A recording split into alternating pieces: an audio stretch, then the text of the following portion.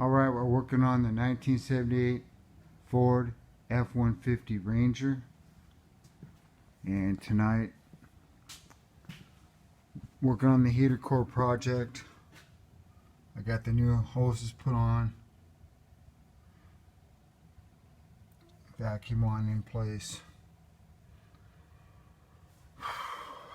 This wraps up and around, heats up your choke and goes back into there.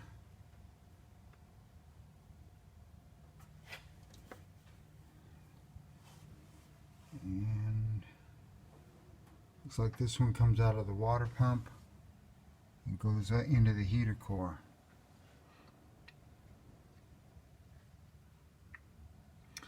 I didn't really notice that before, but now I see that you don't circulate coolant to your choke unless you have the heater on.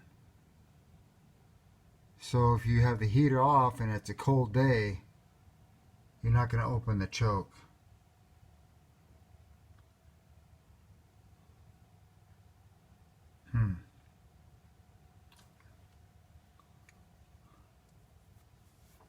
It's an interesting design. Anyway, I guess they figure you're going to turn that heat on if it's cold.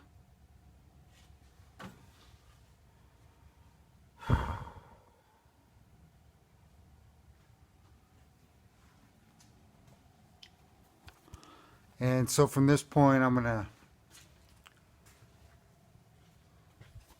recharge the AC, of course fill up the radiator, and then, well, I'm going to hook everything up so I can recharge my AC,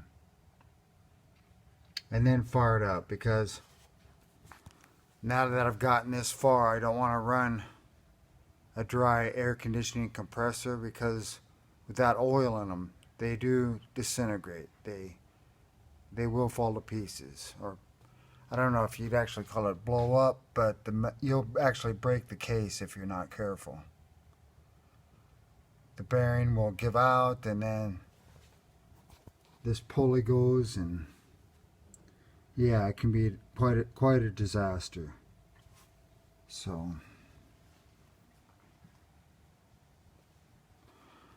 I remember a friend of mine had a problem like this in the winter, and he couldn't understand that because he didn't have the air conditioning on. But when you put on the defrost, your air conditioning AC compressor does kick in. It acts as a dehumidifier for your windshield. So keep that in mind.